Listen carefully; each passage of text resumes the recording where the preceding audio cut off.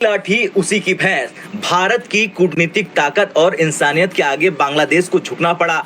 हाल के तनावपूर्ण रिश्तों के बावजूद बांग्लादेश ने 5 जनवरी को भारत के 95 मछुआरों को रिहा करने का बड़ा फैसला लिया है। 5 जनवरी को बांग्लादेश भारतीय मछुआरों को भारतीय कोस्ट गार्ड के हवाले करेगा। बांग्लादेश के इस कदम को भारत की कूटनीतिक जीत के रूप में देखा जा रहा।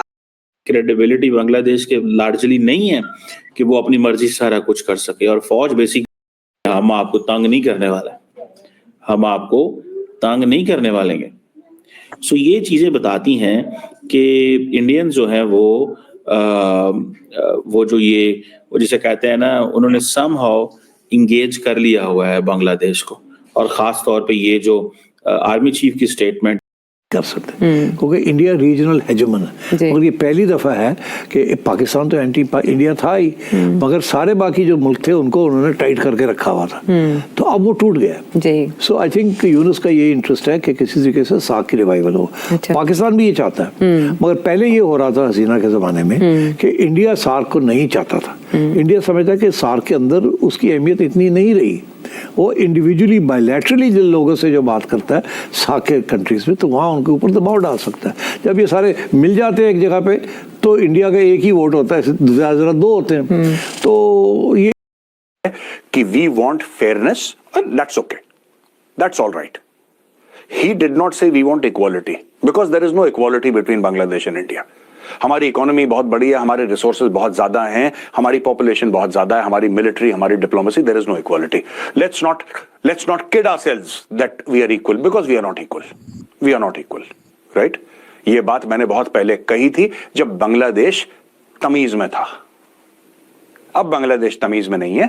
तो नमस्कार दोस्तों, जय हिंद। दोस्तों, कल से जब से बांग्लादेश के आर्मी चीफ ने ये कहा है कि हम भारत से पंगा नहीं ले सकते, क्योंकि भारत के बिना बांग्लादेश का सर्वाइवल मुश्किल हो जाएगा, हम भारत के बिना नहीं जी सकते। और जब से बांग्लादेश के आर्मी चीफ ने ये कहा है, तब से एक एक खबरें ये आ रही है कि बांग्लादेश पूरा झुका हुआ है भारत के सामने। अब ये नई खबर ही आप सुनिए कि पहले, आज से 4 महीने पहले बांग्लादेश भारतीय मछुआरों को चुन चुन करके गिरफ्तार कर रहा था, और अब जो है बांग्लादेश ने ये बड़ा फैसला लेते हुए कहा है कि हम भारतीय मछुआरों को रिहा कर देंगे। और उन्होंने कहा है कि जितने भी भारतीय मछुआरों को हमने गिरफ्तार किया है रिसेंटली, बांग्लादेश ने दुश्मनी में, उन सबको है जो छोड़ने का फैसला ले लिया गया है।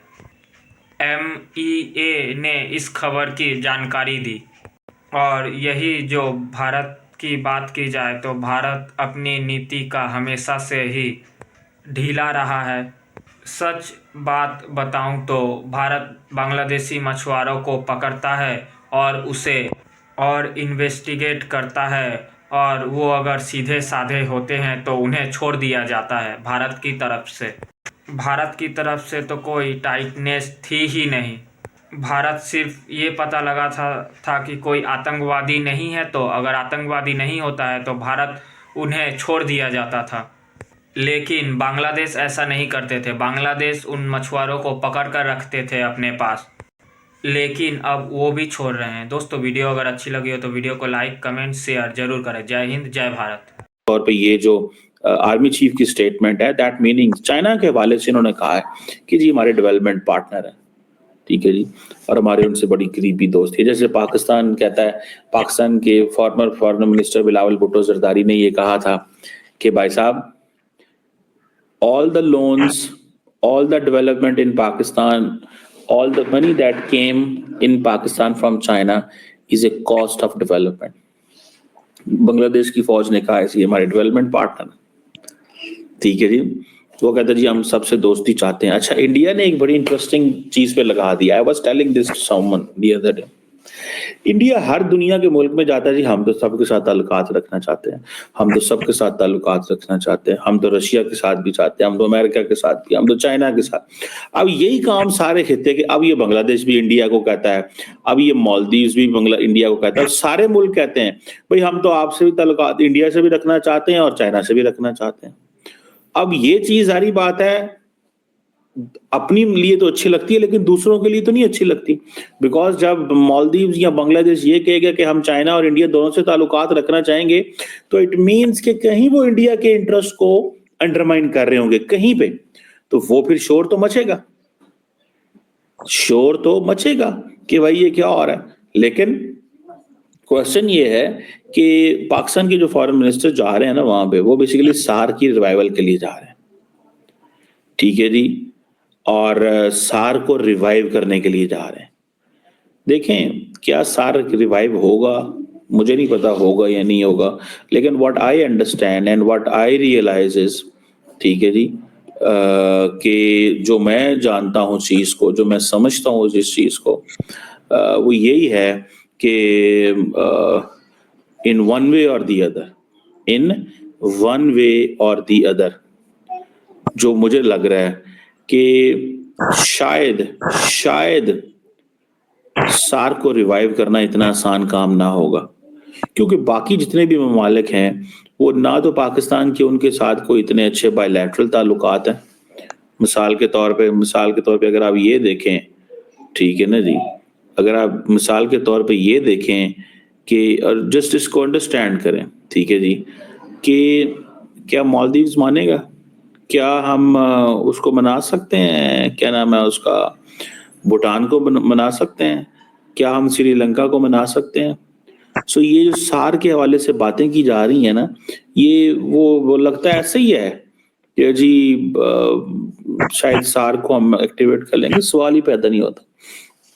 लेकिन मुझे ऐसे लगता है, मेरी जो जाती राय है वो यही है कि इंडिया जो है वो सार्क को तो कभी भी फंक्शनल नहीं होने देगा, क्योंकि अगर सार्क फंक्शनल हो गया तो फिर इंडिया का तो वो जो इंटरेस्ट है और इंडिया की सारी वो जो चीज है वो तो खत्म हो गई। तो सार्क जो है वो फंक्शनल नहीं इंडिया करने देगा। बांग्लादेश को इतनी आजादी नहीं है कि बांग्लादेश अकेले ही ऐसे कर सके, ठीक है जी। अगर बांग्लादेश अकेले ऐसे करता है तो फिर तो पाकिस्तान साथ भी अगर खड़ा होगा तो मुमकिन नहीं है। सो इंडिया को उसके लिए चाहिए, सो इसके लिए एक ही चीज है, पैरेलल ब्लॉक बना लें, जैसे इंडिया ने किया हुआ है। पैरेलल ब्लॉक बनाएं, ये ना करें, इसको एक्टिवेट करने की कोशिश ना करें। इसके ऊपर ये मुर्दा है, वो घोड़ा है, इसके ऊपर पैसे ना लगाएं। इसकी एक्टिवेशन सिर्फ और सिर्फ इंडिया की मदद से हो सकती है, बिकॉज इंडिया कंसेंसस पैदा करवा सकता है, क्योंकि बांग्लादेश, अफगानिस्तान भी रेडी नहीं होगा, भूटान, नेपाल, मालदीव, श्रीलंका के ऊपर मेहनत करनी पड़ेगी।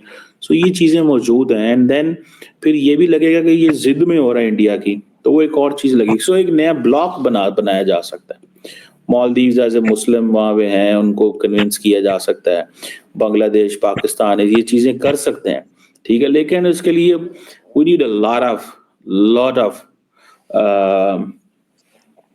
lot of resources. We need a lot of political capital, diplomatic capital. We need to give a lot of attention as well. ठीक है जी। ये चीज जो है, this is what I understand. मुझे तो इतनी चीज नजर जो है वो आती है। बहरहाल बांग्लादेश के आर्मी चीफ का ये स्टेटमेंट जारी करना, this gives us A message. ये मैसेज बड़ा क्लियर है कि Bangladesh is feeling the heat, और वो बांग्लादेश मैनेज भी करना चाहता है इंडिया को, लेकिन वो जो आर्मी एंड सिविल जो बैलेंस है वो भी रखना चाहते हैं, क्योंकि जो सिविल एडमिनिस्ट्रेशन जो इस वक्त मोहम्मद यूनुस साहब की लीडरशिप में काम कर रही है, उसकी तरफ से जो मैसेजिंग की जा रही है ना, उस मैसेजिंग को शायद वो बैलेंस करना चाह रहे हैं। तो इसलिए वो कह रहे हैं कि हम इंडियन इंटरेस्ट को हार्म नहीं करेंगे। मेरा ख्याल है ये उन्होंने बड़ी समझदार स्टेटमेंट दी है, और समझदार इसलिए है कि अगर वो इस तरह की मुश्किल सिचुएशन क्रिएट करेंगे ना इंडिया के लिए, तो इंडिया के पास बहुत कुछ है टू डिस्टर्ब बांग्लादेश। इंडिया कर सकता है और वो करेगा भी। सो मेरा ख्याल है कि that's where it is. So let's see कि ये वाकई बांग्लादेश की आर्मी चीफ दिल से कह रहे हैं या बांग्लादेश के आर्मी चीफ जो है जिसे कहते हैं ना उसको टाइम बाय करना चाह रहे हैं। सो लेट्स सी, ये आने वाले दिनों में पता चलेगा। लेकिन फॉर अ मोमेंट जो चीज सामने आ रही है वो यही है कि बांग्लादेश के आर्मी चीफ थोड़ी सी बर्फ पिघलाना चाहते हैं। आर्मी चीफ ये कह रहा है कि we want fairness, that's okay, that's all right. He did not say we want equality, because there is no equality between Bangladesh and India. हमारी इकोनॉमी बहुत बड़ी है, हमारे रिसोर्सेज बहुत ज्यादा हैं, हमारी पॉपुलेशन बहुत ज्यादा है, हमारी मिलिट्री, हमारी diplomacy, there is no equality. Let's not kid ourselves that we are equal, because we are not equal, right. ये बात मैंने बहुत पहले कही थी जब बांग्लादेश तमीज में था। अब बांग्लादेश तमीज में नहीं है, तो मैं फिर से एक बयान आपको देता हूं, वी आर नॉट इक्वल, ना हम कभी थे। देखिए, 2-3 बातें हैं। He spoke about fairness. Bangladesh का आर्मी चीफ कहता है कि डीलिंग फेयर होनी चाहिए, and no doubt, there is no doubt. वही बांग्लादेश कर रहा है। It is the same strategy जो बांग्लादेश कर रहा है। इंडिया खा जाएगा, इंडिया ये कर देगा, इंडिया। अच्छा, इंडिया पूछ रहा है भाई हमने करा क्या, ये तो बता दो 1-2 चीजें। ये हमें नहीं पता, लेकिन इंडिया खा जाएगा, इंडिया कुछ करने वाला है, इंडिया कुछ कर दे। क्योंकि आपको जब सत्ता हासिल करनी है तो आपको एक आदमी को एनिमी बताना पड़ता है। कई बार मैं आपको समझा चुका हूं दोस्तों, इसको कहते हैं एक्सटर्नलाइजेशन ऑफ थ्रेट, राइट। याद रखिएगा, जब आप कहते हैं कि बाहर का कोई हाथ है, ये टिपिकली होता है एक्सटर्नलाइजेशन ऑफ थ्रेट। यही चीज बांग्लादेश में हो रही है। अब वहां पे कौन से 2-3-4 खिलाड़ी हैं जो बांग्लादेश में? एक तो अमेरिकन हैं, जैसा मैंने आपको बताया, जिसने मोहम्मद यूनुस को वहां पे बैठा दिया कठपुतली की तरह। और मोहम्मद यूनुस से कह रहा है कि 2026 के पहले बॉस चुनाव के बारे में बात मत करना। यानी कि he is there in Bangladesh to protect American interests. अब कोई ये पूछे कि भाई साहब एक बात बताइए, आपका पॉलिटिकल एक्सपीरियंस क्या है, समझाइए, आपको क्यों नियुक्त करा, व्हाई यू? क्या बांग्लादेश में बाकी जो नेता हैं वो रिटायर हो गए, उन्होंने काम धाम छोड़ दिया? बांग्लादेश में कोई भी ऐसा पॉलिटिकल लीडर नहीं है जिसको अपॉइंट करा जा सके, पहला सवाल। दूसरा सवाल, मोहम्मद यूनुस को अपॉइंट किसने करा? ये तो गायब हो चुका था। इसका तो एक फेल्ड पॉलिटिकल, इसने एक पॉलिटिकल पार्टी भी स्टार्ट करी जो बंद हो गई, फेल हो गई, ये चुनाव में हार गया, which means that people did not vote for him. अचानक किसने इसको बांग्लादेशियों की किस्मत का राजा बना के वहां पे बैठा दिया, राइट। तो अमेरिकन एक है, दूसरा है चाइनीज। जब से अमेरिकन ने यह बोला है कि सेंट मार्टिन आइलैंड हमें चाहिए, जब से शेख हसीना ने मना करा सेंट मार्टिन आइलैंड के लिए, उसके तख्ता पलट का गेम शुरू हो गया। और ये उसने तख्ता पलट होने से 2-3 महीने पहले बता दिया था कि मेरा तख्ता पलट करने की धमकी दी है लोगों ने, सेंट मार्टिन आइलैंड और मिलिट्री बेस अमेरिका जो बनाना चाहता है, that is the real reason. इसलिए आया